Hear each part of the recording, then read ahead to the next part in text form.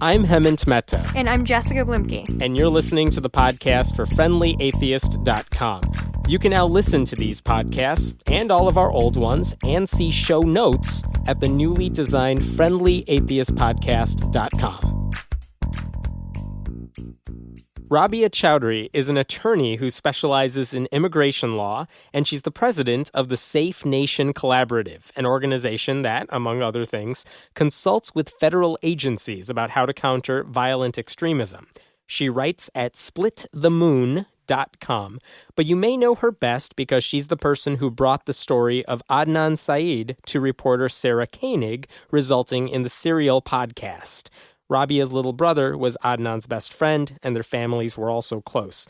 I should point out that we are taping this show the day before the final episode of Serial airs, so if there are any surprise revelations, we're not aware of them right now. So, Rabia, did I have that introduction correct? Yeah, I just would add that really my primary work is as a national security fellow at the New America Foundation. Okay. I'm not really practicing law right now. All right. So how are you doing? I mean, everyone, I assume, who is listening to this podcast, I'm sure, is a fan of Serial, which is a weird word to describe something that is actually happening in your life. Like, it's entertainment for a lot of people, but this is real life for you. So I guess my first question is, how are you doing? How is your family doing with the popularity of the podcast?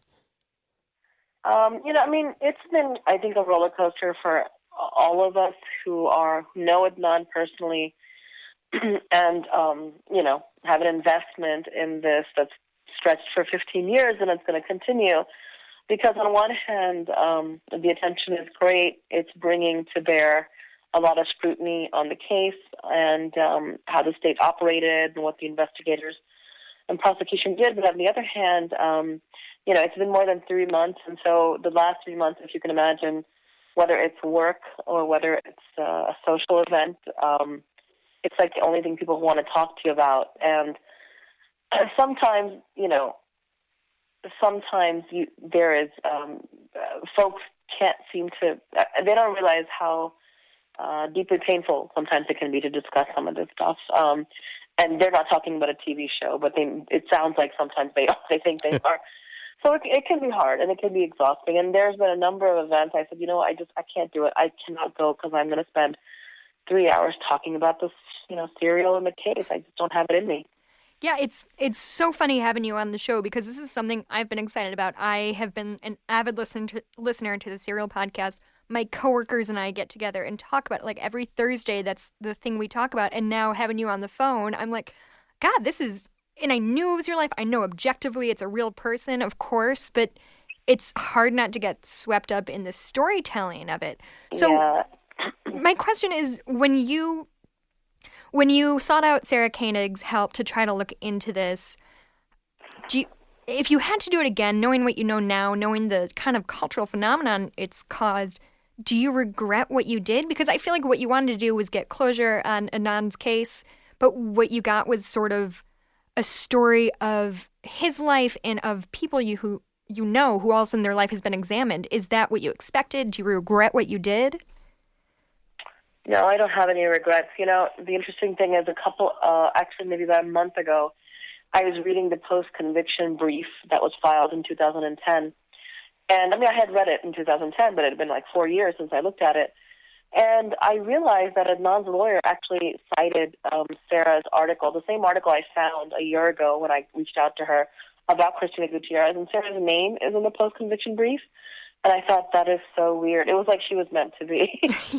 So the fact that she was somehow connected to the case even 4 years ago without any of us knowing, to me, it's not necessarily a sign. But anyhow, the point is that I don't regret it. I understand that any reporter, journalist I would have reached out to was not going to pick this up thinking, I'm here to free this man, right? Journalists don't operate like that. So I understood what I really wanted was somebody who would have the ability to investigate in a way that we couldn't, the family couldn't, people close to the case couldn't, and his lawyer and his lawyers and the state never did. I mean, to be honest, it's not that there weren't private investigators that were part of the legal teams. There were over the years, but even I think people respond differently to like a journalist, than they might, private detective who shows up. So I don't regret it, and a lot of good has come out of it. Some of it people know about, like the Innocence Project.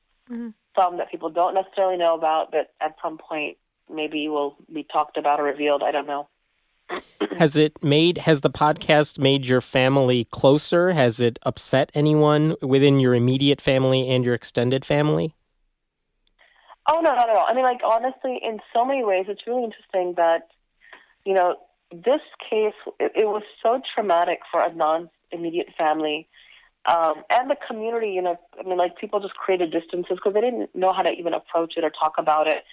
And for 15 years, like, it's almost brought everybody back together. I mean, his older brother, who was really out of the picture for a long time because he just couldn't emotionally handle it, he's back, and Adnan's family's gotten very close again, and the community has stepped back up. They're like, because the community is hearing things they never knew. They did not know all these things that Sarah's talking about, right? So they're like, wow, we had no idea.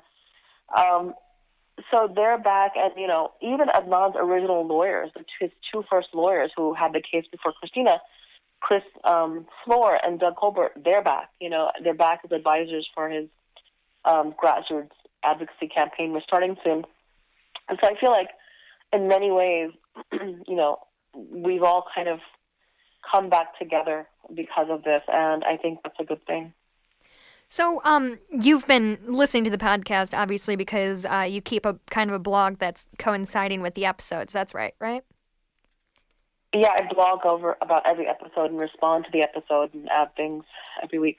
So have you, obviously you brought this to Sarah Koenig for a reason, but listening back to the episodes, have you learned anything new that you didn't know about the case? Has your mind changed about whether or not Adnan is guilty? Okay, no, my mind has not changed. In fact, let's be clear about that. I mean, if anybody's looked at my blogs, they'll know that, or follows me on Twitter for a single day, they'll know that. Mm-hmm. You were convinced of his innocence. Right, which is why you brought it to her in the first place. But have you ever had a moment of like, oh... Of course. I mean, I wouldn't spend... I don't have time in my life to be wasting it if I didn't think he was innocent and had been a great miscarriage of justice. Mm-hmm. So, Sarah, most of what Sarah explored, I kind of knew. But there were things that for example, her interview with Asia, Asia McClain, who was such a difficult thing for us because, we had these documents from her from 15 years ago, and we had to wait for post-conviction appeal to file them. At that time, she refused to come and testify, and the prosecutor gets up on the stand and says, well, she called her office and said she was forced to make those documents. And just just to remind people, Asia McClain is the person who said she saw Adnan in the library when the prosecution said he was off murdering Hae-Min Lee. So she was his alibi. She was, and she was the alibi that his lawyer never contacted, and this was the subject of the very first episode. So, when I got in touch with Sarah, that was about maybe a month or two after that hearing where the prosecutor said that. And that was really devastating for us because the judge hadn't ruled yet, but we already knew that destroyed the credibility of those documents. So when Sarah was able to get that interview with Asia a few months later, and Asia's clearly, corroborating everything she says in the document. Yeah. Right. I mean, that was it took my breath away, to hear it. And Sarah told me with the conversation, but I hadn't heard it. I hadn't heard the interview until the first episode actually aired. So there's that. There's the whole issue of, was there even a phone at the Best Buy? I mean, there's a few little things that she definitely has uncovered. And also, actually, they're not little things. They're all big things. Even all the people, like this guy Chris, this guy Will. I mean, there's all these figures. Summer, Laura, all these people that she's discovered who were never contacted by the police or by the defense, who, never testified. She's gone much deeper and investigated the case, and it's so hard to do it from 15 years away, right? Yeah. But the police and the defense, neither one of them did their job. So I've read a couple articles kind of breaking down what maybe the flaws of Serial as a podcast are. And one of the ones I read that kind of hit home with me was this prospect of like Sarah Koenig is a white woman going into a world of largely ethnic minorities, and that there is, I don't know if it's flawed reporting. What would you think, Hemant? Like, it seems like there's a racial component that you might not have expected to become a peripheral issue to this case, because it's Sarah doing all the interviewing, because she's the one walking into these Muslim communities, these Asian communities. Or that she's kind of reducing, like, they were both the children of immigrants, so they both were like this, and that they were like overly simplifying it. Do you think that's the case here? Or do you think she did a fair job of reporting it? I think she did a completely fair job of reporting it. I mean, first of all, we have to consider her audience, right? Mm-hmm. Like, I mean, she comes into this, and she is actually self-aware enough to examine her own, like, gaps in understanding and not quite getting things. Yeah. And she articulates it. And I don't know if it's always, like, really authentic. I think it's a way for her to open up people who are listening, their kind of minds as to, okay, just come with me on this journey as I tell you how I didn't really buy the racial stuff, but, now I get it. Mm-hmm. And, I mean, that's a technique I think she uses. And it's an effective one. I think it's a very effective one. And I think, I just find this entire kind of framework of a white person can't be I just find this odd. To me, it's like, then does that mean like a white attorney can never represent a client of color? I mean, like, how far do you want to take this? I mean, she has done the best she can, and when she doesn't get something, she explores it. It could be, I'll tell you the truth. I mean, Adnan's attorneys have pretty much almost all been white, right? And even for them, like, when I talk to them about the religious bias issue, they're like, yeah, well, it's not such a... No, it is kind of a big issue. Mm-hmm. So I get that people don't get it, but then, job of people like me is to then drive it home. Mm-hmm. So I really did not pay any attention to those criticisms of the race stuff.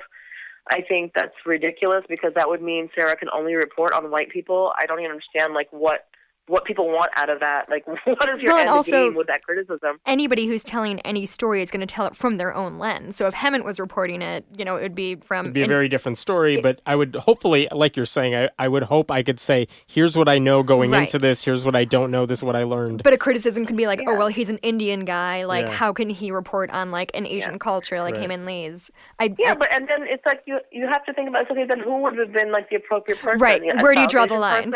Yeah, I think you said in some interview, I mean, no one else has done this sort of investigation, so why not Sarah? You know? Yeah, I think that's I don't care what color you are. What? I don't care. Just do good work. Yeah. What is your ritual, I guess, on Thursday when it comes to listening to these episodes? How do you listen to them? Are you in a car driving somewhere? Are you sitting at home with just iTunes? My ritual is that I get up, I get my kids ready for school, I send them off, and when the house is empty, I have about an hour before I have to get to work. That's when I just lay on the couch and I stream it directly from the website. And I listen to it, and I know at that point it's already been out for a few hours and people are already talking about it. Mm-hmm. But, sometimes a couple of hours might go, but I don't feel that much of a rush, but I have to do it alone. I can't do it with people around, because a lot of times it's really emotional. I mean, I have yet to listen to an episode that doesn't make me cry for some reason or another. So I want to be alone with that episode, and then I spend my day kind of thinking about it, and then I'll be checking online to see what kind of really struck people, and then I'll start structuring, like, in my head, like, what I want my blog to talk about and what points I want to make, and when what you documents I should look for. When you say you want to know what people are talking about in response to an episode, where are you going to see all that? Are you going to the Serial subreddit? Are you going to other places? Yeah, I'll check the subreddit sometimes. I don't always, because I have, it's Reddit. issues with that space. But Twitter, I'll definitely look on Twitter. Or I'll look on their Facebook page, and even on my own Facebook feed. Right? I mean, like, everybody I know is going to be talking about it. So just kind of, gauge where the things that really stood out to people and they're really interested in. But really, you can listen to an episode and kind of parse out the major themes that Sarah's touching on. So, how are you able to listen to these episodes? And like you said, they're very emotional for you. How are you able to do your job, I guess, right after listening to an episode and then you have to go to work? Can you concentrate? Are you okay then? Yeah, I do my job really badly on Thursdays. No, really. I mean, a number of times I've had to, like, Thursday's one of those days, like, I've kind of allotted to do, like, my busy work, so I don't have to, some of my administrative stuff and, like, running errands, and so I don't have to really focus. And a few times I've had to do some real critical work on a Thursday, and after a couple of hours, I've just given up and told my colleagues, I'm so sorry, I can't think right now. And also, I get bombarded. On Thursday, I get bombarded with messages, emails, tweets. I mean, like, it's so overwhelming that and if you don't respond, it just piles up. So you almost have to kind of keep on top of it. So it can be, I mean, the last 3 months plus has been one big distraction, and I'm really looking forward to the season ending actually tomorrow. Why are you looking forward to it? So that you can go back to your normal life? Or a question that I was wondering is, are you worried that after the last episode airs and maybe after the residue of the talking about the podcast and the story maybe fades away after like a month or so? After this podcast yeah, right, of course. Are you worried that once the attention's gone, you'll be right back to where you started? Oh, no, that's not even possible. I mean, we can't be back to where we started because legally things have been moving. Okay. The needle has moved on a number of legal processes from the Innocence Project on one hand and then the post-conviction, which what happened was when Sarah started on this case, the post-conviction was kind of dead.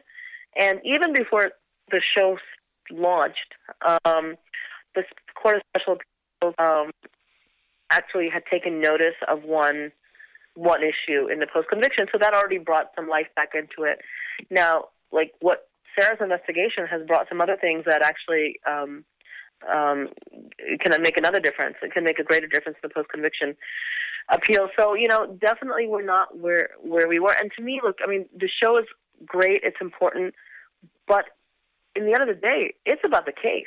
Mm-hmm. I mean, and that work is almost about to, like, start in a very new way, I would say.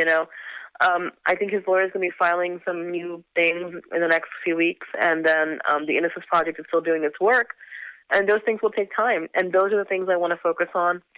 And then beyond that, we have kind of a grassroots campaign that we're starting, and I want to put some focus on that because we've never really done that for him. So there will still be things that I'm doing. I'm, like, speaking at 3-4 different law schools about the case. And, the attention, I think, is there. And especially, I mean, this is a local case. This is a state case, right? So the attention of the legal community in Maryland, and especially in Baltimore, is on it. Mm-hmm. Like, people are really, really interested. Major law firms have reached out and said, we are here to help however you want.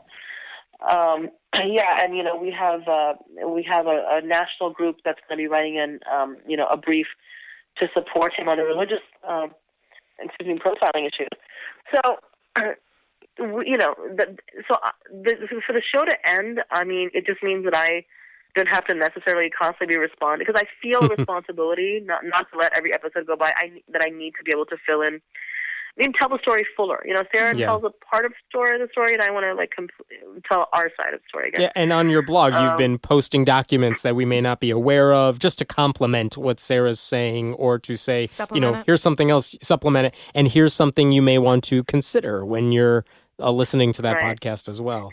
Yeah, sometimes to contradict her, sometimes to complement her. Yeah. Mm-hmm. Yeah. What is your relationship with Sarah like? I guess when you brought the story to her, do you communicate with her on a regular basis? Does she call you up? What's that like? I mean, we communicate, I think, as needed. When she needs something for her reporting. If I congratulated her on Colbert, told her to wear her hair open.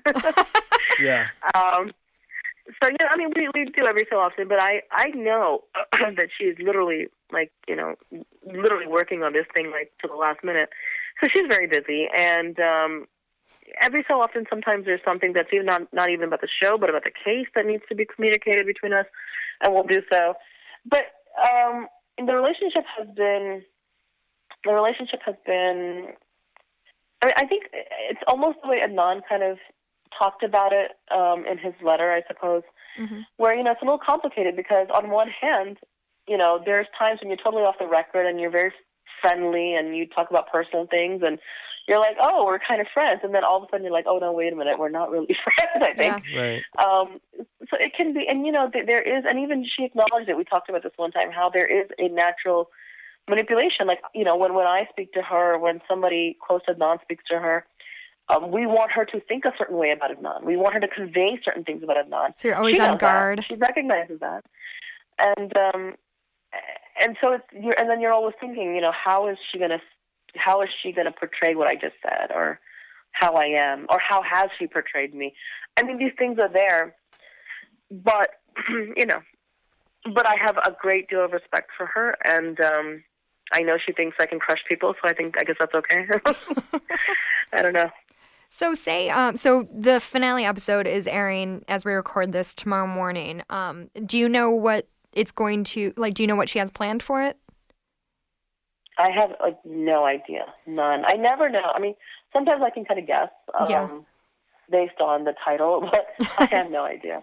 But so say she airs this episode and says she's looked at all the evidence, and from what she can see, the evidence seems to point that Adnan did in fact do it.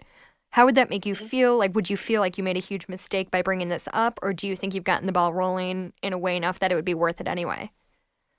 Yeah. No, I don't think. I mean, it would.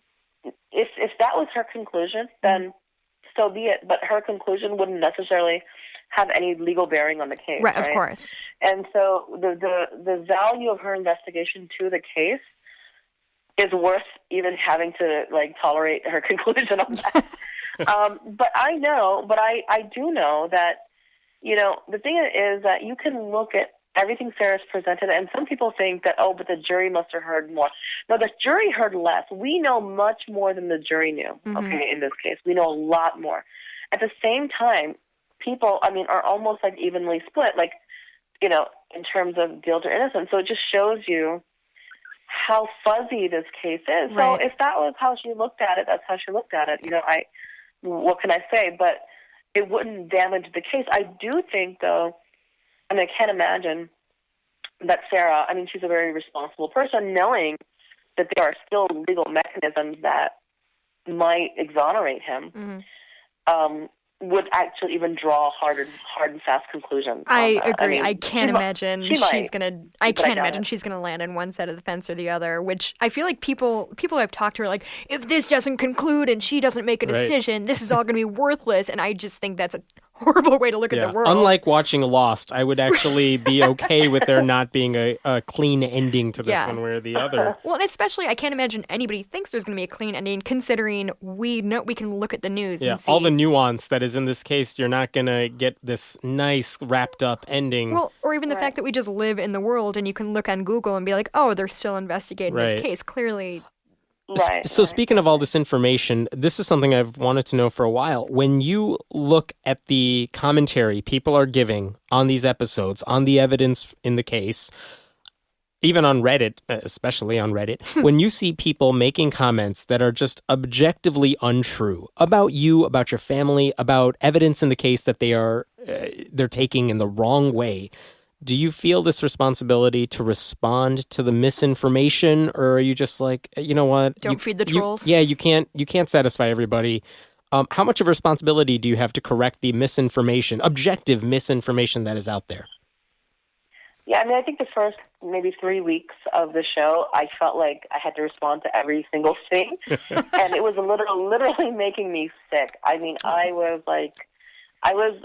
was a real mess, and my friends could see it. And one day, my friend said, "You need to get off of Reddit because you're not." That's just good life advice. Everybody says that to everyone. It is. And I had gotten the app on my phone, which just meant I never slept. Mistake at that one. Point. And so, because initially I thought, wow, there's a space and this community of people who are as interested in this as me, and for 15 years I haven't had anybody to talk about it with. And then I realized, oh, wait a minute, oh no, that's not quite right, that's not quite. And then I tried, and I realized it was just futile. And the other thing I realized, which was really weird to me, was that it just seemed like it was like you said, we know you know him, and we know you read the transcripts, and you know all the documents we don't know, but we really still don't want your opinion. I thought, okay, guys just have, enjoy your party and get it out of your system. So, and I think what that is for most of it, it's because people are looking like it's a TV show or something. Yeah. And so it's like a sub for any other show, maybe, I guess. I don't know. And so, once I realized that, I'm much more physically and emotionally healthy now that I'm not feeling responsible for it. Well, good. People can talk about what they want to talk about. It's okay. And what I want to say, I say in my blog. I have a space. I can tweet. It's okay. So I'd love to kind of touch on the fact that Adnan is Muslim. Do you think that played at all in the case at the time? Do you think that colors people's opinions of him now? Do you think people are still so, I don't know, judgmental or racist or whatever that they see Muslim as like, that automatically marks him guilty or something? Well, what's interesting is that, interesting to me is that before the show launched, I thought about this many times in terms of, because, I've worked for many years in advocacy for Muslims and working on issues of anti-Muslim bias and all these types of things. And so I thought, I thought that when the show would air, that people would automatically not be able to see like the facts and the things that happened in this case because of the optics. Like they would see these deeply religious people like me in a scarf and Adnan with beard and whatever, and his whole community looking like that. And that would, like, we would just be like these weird religious people, and that would kind of be part of the analysis. And it really hasn't happened. And I think that's amazing, and I'm really thankful that people can, love Adnan or hate Adnan, but has nothing to do with him being Muslim. Same for me. That's reassuring. But 15 years ago, that wasn't the case. 15 years ago, I mean, if you look at the trial transcripts, which I know, I screenshotted some of them, but I couldn't do the dozens and dozens of pages of it. The religion is what took center stage in terms of, for example, what happened here was, the state was not able to establish that Adnan had any history of violence, right?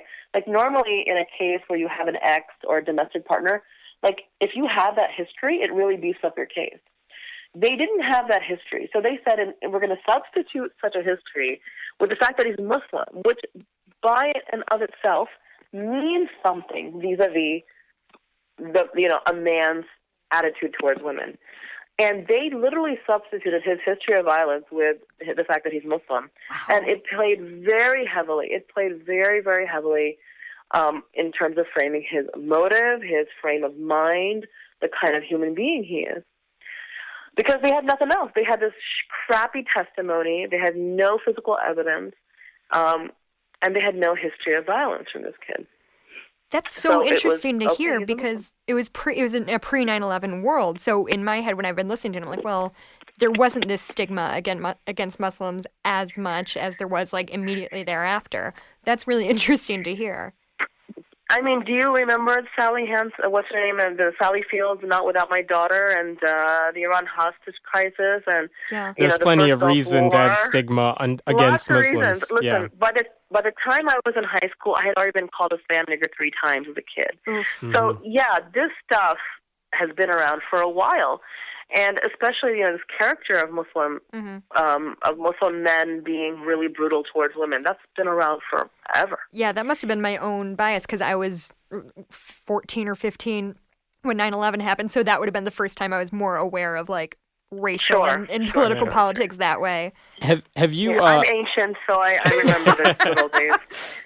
We know Sarah Koenig speaks with Adnan regularly about the case. Obviously, have you talked to Adnan very much over the past month or two? And what are your conversations like when you talk to him? So he gets a limited number of hours of phone time each week.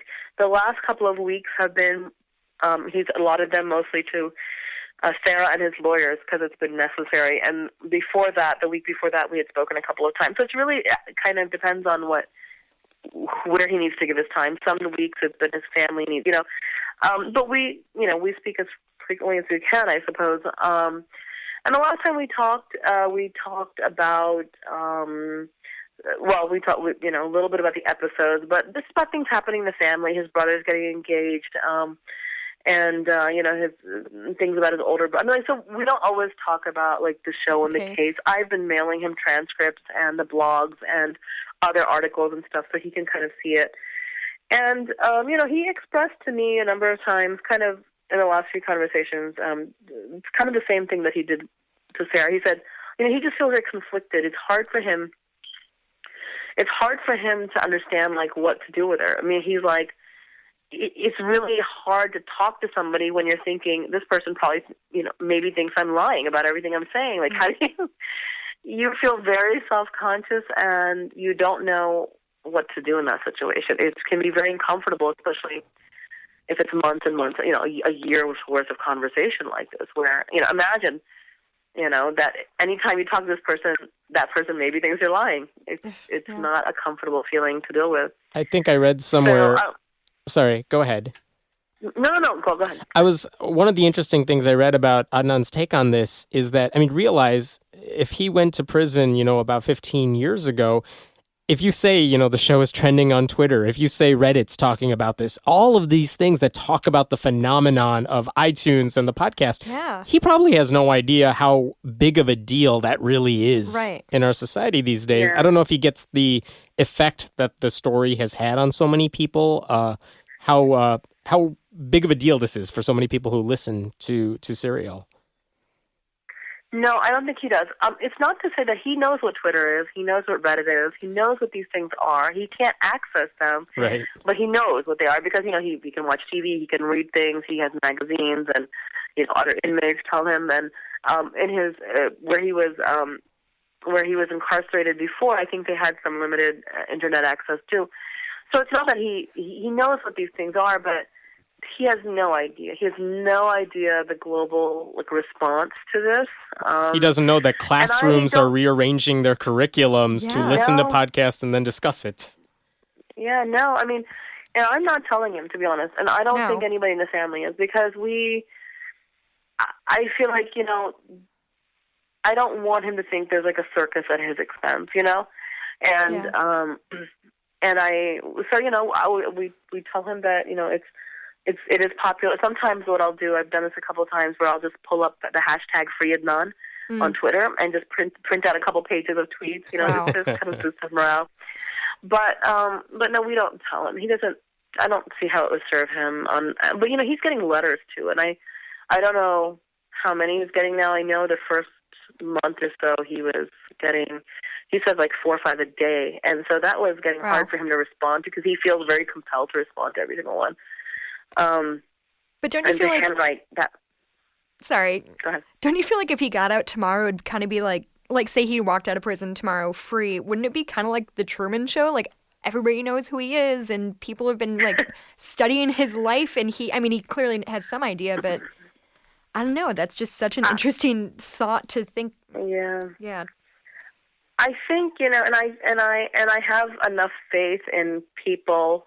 I might be wrong here, but that if he were to walk out, people would give him his space and privacy for a little bit. Let's hope. I hope so. This happened to the West Memphis 3 on some level. And, I can imagine that, God willing, he comes home, that he needs, that he gets time. Maybe he even needs to go to South America for a little, disappear for a little bit. Maybe he deserves a vacation after all this.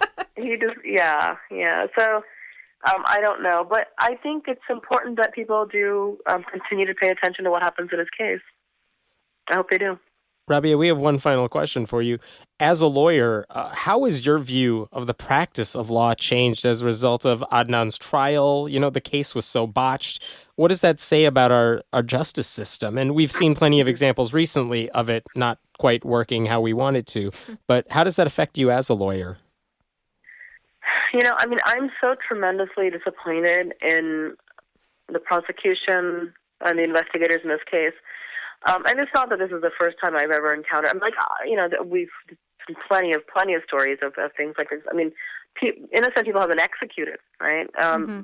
Based on faulty investigations and poor prosecutions, or even corrupt prosecutions. Sure. The Innocence Project wouldn't have work to do if those things didn't exist.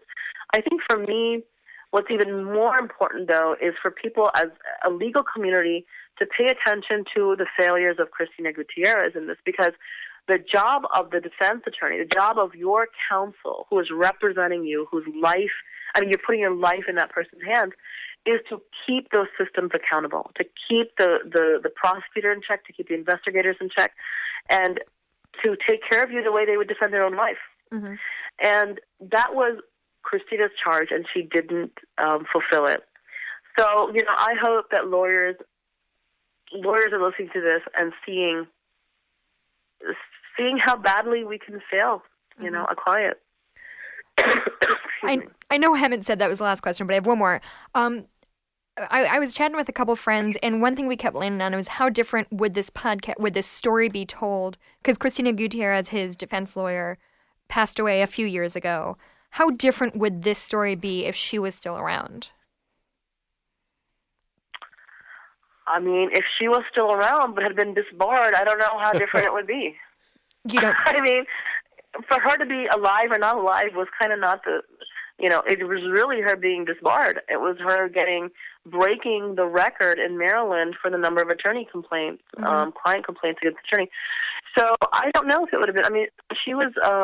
It's not like her reputation wasn't already on paper and in the records. But I'd be so curious to hear her come to her own defense on how she handled this case. I don't know. Yeah, I mean, if she could defend herself, but she would have had to defend herself against all the 28 of those claims. And that's, one thing. Sarah didn't really look deeply into some of the other complaints. Mm-hmm.